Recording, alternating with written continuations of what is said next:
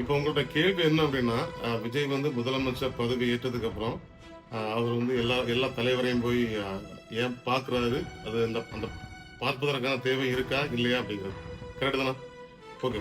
ஆ எந்த ஒரு மனிதனும், எந்த ஒரு தலைவரும் ஒரு ஒரு கட்சி தலைவர போய் பார்க்குறதுல எந்த பிரச்சனையுமே, எந்த விஷயமும் கிடையாது. எப்போ அது வந்து ஒரு இஷ்யூவா வரப்போகுது அப்படின்னா, ஆ எங்களோட அரசியல் எதிரி, எங்களோட கொள்கை எதிரி, மன்னராட்சிய ஒழிக்கணும், நாங்க குடும்ப அரசியல ஒழிப்போம்ன்னு சொல்லி கடுமையான வாதத்தை, விவாதத்தை வச்சுக்கிட்டு, திரும்ப வந்து அவங்கள்ட்டயே போய் கால்ல விழுந்து ஆசீர்வாதம் வாங்குறது வந்து நான் ஏதோ என்ன சொல்லுவேன் அப்படின்னா, கிட்டத்தட்ட ஆ திட்டுற மாதிரி திட்டி, அதுக்கப்புறம் இந்த புகழ் பாட்டு பாடுவாங்கல்ல, அதே போல பண்ணுவாங்க. அதுதான் இப்போ விஜயும் பண்ணியிருக்கிறாரு.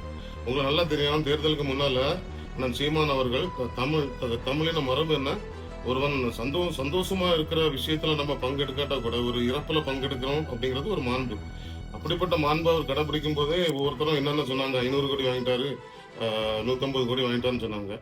அப்போ இந்த விஜய் வந்து இந்த செயல் பண்ணியிருக்காரு அப்படின்னா, அது நிறைய பேர் சொல்லலாம். இது வந்து நான் வந்து ஒவ்வொருத்தரையும் சண்டை போட வரல, மக்கள் சேவைக்காக வந்திருக்கிறேன் அப்படின்னு. ஆனா எப்படிதான் இருந்தாலும், இது வந்து கிட்டத்தட்ட ஒரு புகழ்பாடும் விஷயம், கிட்டத்தட்ட கைண்ட் ஆஃப் ஒரு அடிவரடி போல தான். அதனால இப்படிப்பட்ட விஷயங்களை தமிழ்நாடு அரசியல் வந்து புகழ்ற மாதிரி புகழ்ந்துட்டு திரும்ப இகழ்ற மாதிரி இகழறதா இருக்கட்டு, இல்லைன்னா இகழ்ந்துகிட்டு புகழ்ற மாதிரி இருக்கட்டு, ஒரு எதிரியை நம்ம முடிவு பண்ணிட்டோம் அப்படின்னா அவன் நமக்கு இன்னைக்கு இல்லை, என்னன்னாலும் எதிரி தான். அந்த அந்த எதிரி பண்பாட்டை வந்து அரசியல்ல நம்ம ஜெயலலிதா கடைபிடிச்சாங்க, எம்ஜிஆர் கடைபிடிச்சாரு, கருணாநிதி கடைபிடிச்சாரு, கிட்டத்தட்ட ஸ்டாலின் அவர்கள் கூட கடைபிடிச்சாரு. ஆனா இவரு அரசியலுக்கு புதுசு, அரசியல்ல பெரிய அளவுல என்னன்னு தெரியாததுனால இவர் எல்லாரையுமே நண்பர், யாரை எதிரியா வச்சு அரசியலுக்கு வந்தாரோ அவரே நண்பர், எங்க என்ன சொல்ல பாரம்பரியம் காக்குறோம், சீனியாரிட்டி பாக்குறோம்னு சொல்லும்போது உண்மையாவே இது வந்து அரசியலின் ஒரு அசிங்கமா தான் நான் பாக்குறேன்.